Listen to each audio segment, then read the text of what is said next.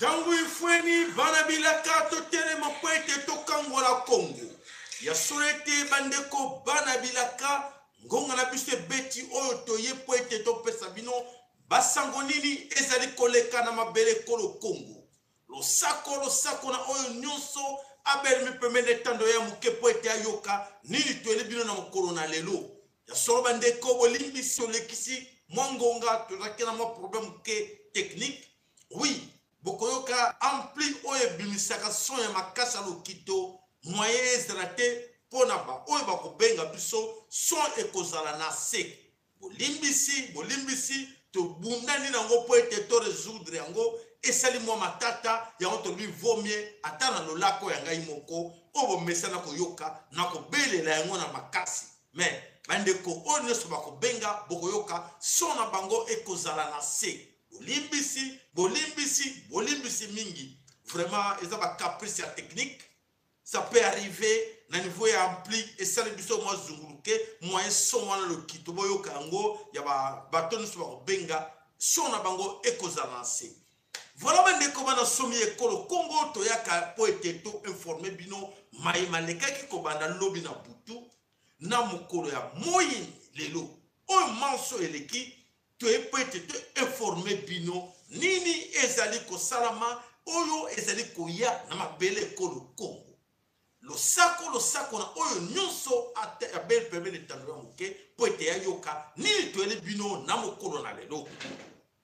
Ya solo bandeko bana somi ekolo Congo RDC Congo mokili mobimbe ezali ko ningana. Mokili ezali ko ningana po ete balingi bayeba. Eske bakotikala na kati ekolo Congo to bakongole batomboki babenga na bango nyonso. Motuna wana ezali kotuna ma partout na ba bureau na bango nyonso bazoko se poser la question, est-ce que nous allons continuer toujours à exploiter les Congolais ou ces gens-là conscience et la bango et que ba benga na biso nyonso na kati ekolo Congo. Ça c'est la question qui se pose aujourd'hui dans leurs bureaux, dans leurs loges, dans tous les endroits où le bateau va exploiter pendant des décennies. Plus de demi-siècles, Congo a été exploité. Les Congolais, les gens qui ont été le Congo, sont comme victimes du système. Tout le monde a moyen de exalter, de bloquer biso. Et bateau a bloqué biso, bakanga ba kleboa na ba sika nyonso. Ba sangana na ba église. Ba église a le bino, bo bon jouer rôle na bino. Na tango. Ba sangana na bateau yo ba pasteur, ba nani et puis ba politicien, système est vendre dans la place. OK, tout comme on exploiter bango to bono kosa ka bango. To bono kosa bango mais malheur ané que aujourd'hui to beti to comme na area verso. Era verso, faut pas mentir quelqu'un. La vérité pour les. On le na moi na midi, na 13h, vérité c'est commis. Oh, bazako kama. Mais vérité ngo toujours ko loba ko bombana. Ils ont bu mandengeni. Et voilà maye le silibango. Et c'est voilà, bino ba somi, bana somi ko Congo, c'est à vous bana somi ko Congo bo yeba. Ndengeni moko na kati na biso. Ayeba position na ezali position parce que tango ekomi otuza kobelela ntango infweni bandeko ntango infweni l'air a sonné l'air oya sonné ezali air susu ya kokende sute ngai tribaliste ngai ndeko na ngai kaka ngai isme ngai kaka politique nyonso wana oezalaki lobby oezalaki succès lobby na mabele kolo Congo oyo ba kolon ba yela ki biso na yango na religion na ba parti politique na nyonso ekokwa na mayo wo. Donc nous sommes bino boyo ki lobby o ba no ba que non, il fallait beaucoup prier, il faut aller dans les églises église tomboki église de réveil banini tout ça nyonso ba zaki na kati ya 3C et loko na bango wana nyonso abuo pia na mayo wo yo de babele ko kosa yo tata yo mama yo elenge o ba kosa qui pendant plusieurs décennies arrêtez le bac moi c'est fini, je sors dans vos trucs.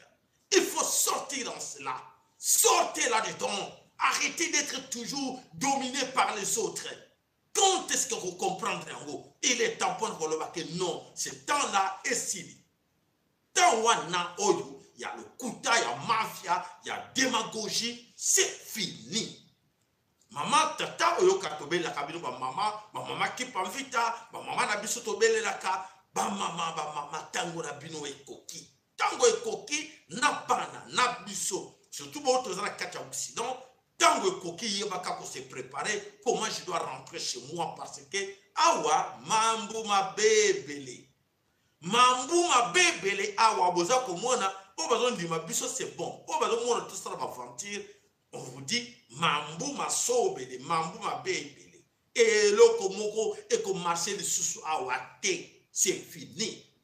Pouvoir est zongi entre vos mains. Mettez-vous dans vos têtes que le pouvoir est revenu entre vos mains. Vous avez le pouvoir sur vous. Alors, après ce pouvoir, qu'est-ce que tu dois faire? Comment tu dois te comporter? Comment tu dois changer de mentalité pour s'adapter à la mentalité où il y a bien. Oh, mon équipe, ma mentalité, oh, et bébé, c'est qui biso. Et comme c'est qui biso, ma pauvre. Abolition cela. To bois kayango. Oui, on a compris, mais pourquoi ne rester là-dedans? Mais il y a des gens qui ne veulent pas sortir là-dedans.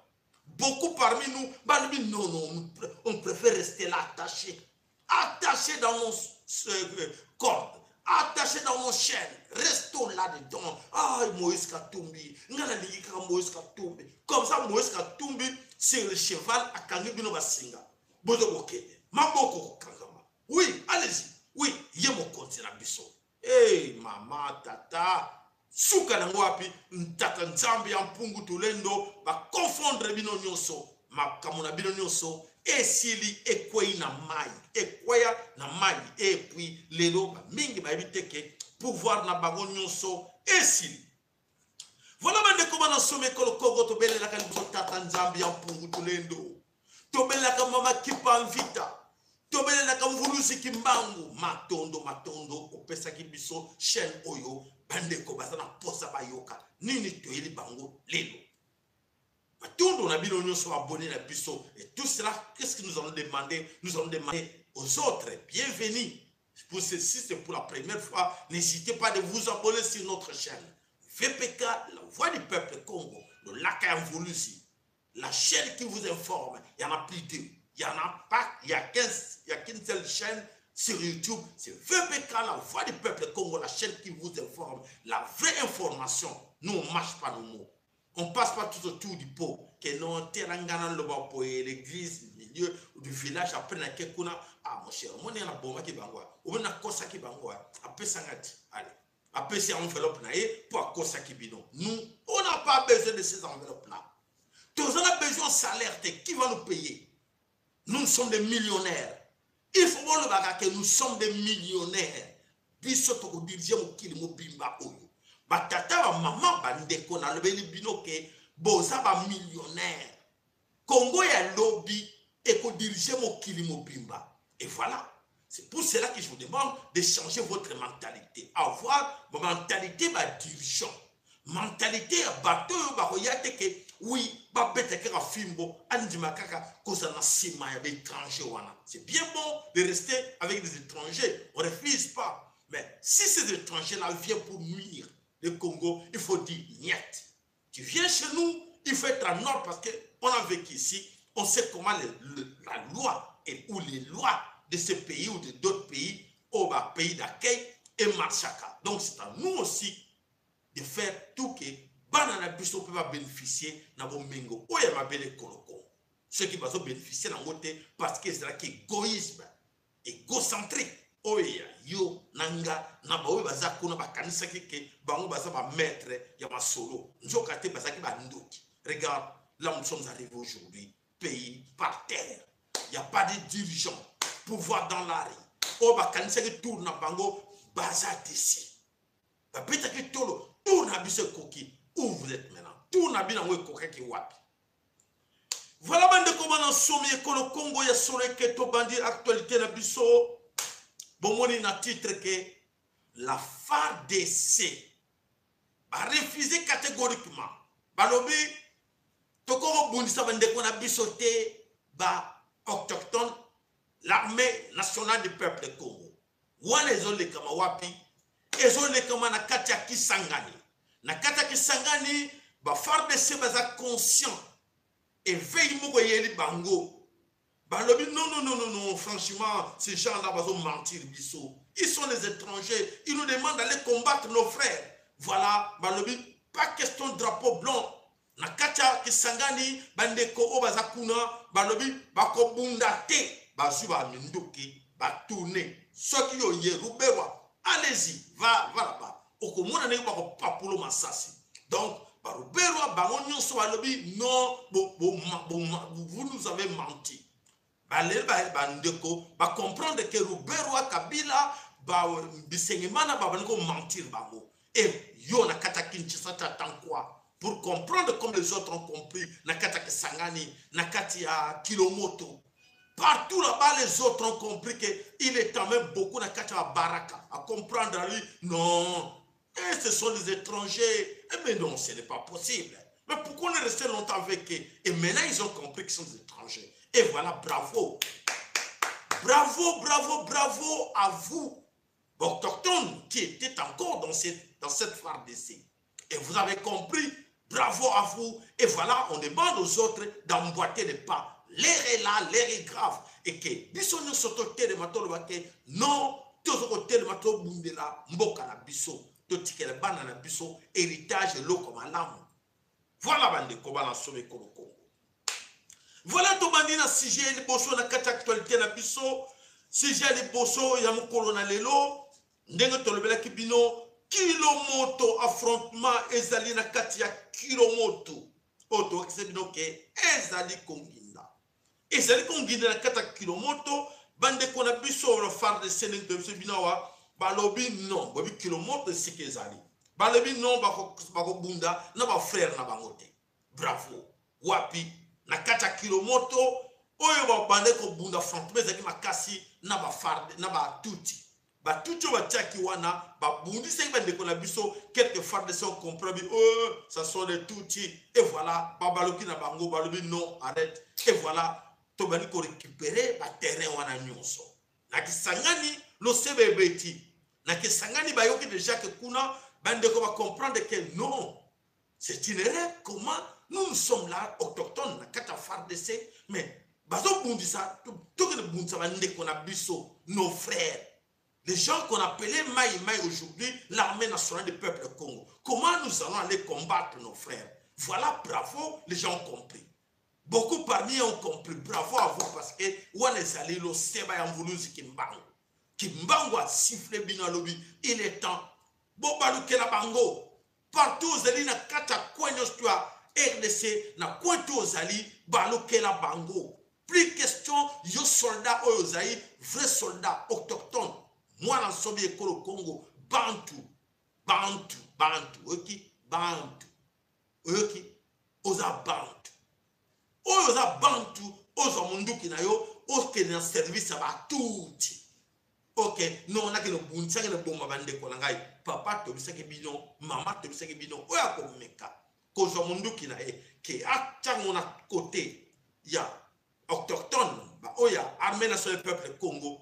Munduki robete na yo okokamo kokweya mingi bandimaki te bakufi mingi bakufi na front ikolo bayokela kingate et voilà tolobi lelo bravo à vous o comprendre à temps et bo telemi po ete bo défendre mabele oyo ya mabele ko Congo bravo à vous pour la confiance na conscience oye le bino po ete boyeba importance ya mabele ye ko Congo.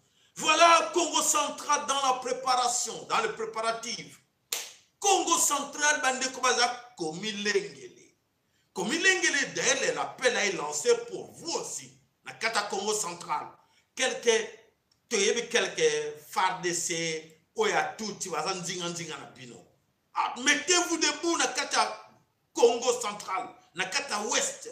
Il est temps pour vous de comprendre que il est temps de télémato de défendre la Congo. Papa, maman, nous vous demandons.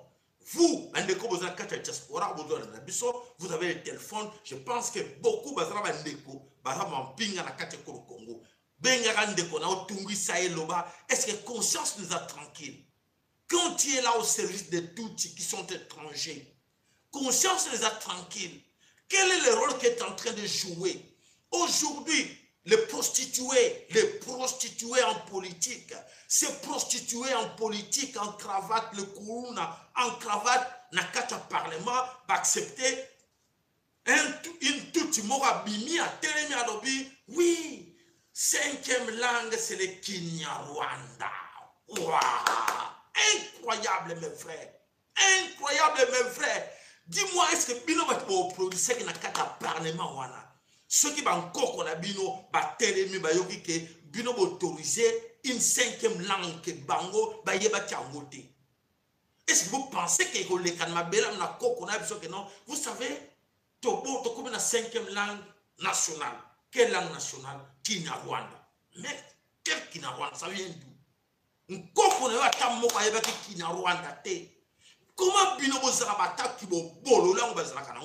vous acceptez que un venant qui vient vous imposer une 5e langue chez vous dans votre parlement? Et c'est quoi au juste? Est-ce que vous comprenez cette histoire?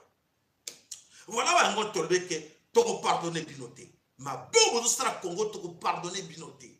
Vous sentir autre que ça, parce que tout le monde vraiment que vous sentez Congo na niveau tout.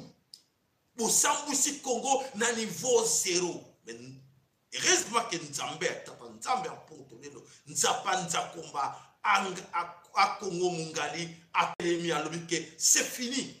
Bon, échoué. Bon, échoué. Plan la bino nyoso et vos amis là tout.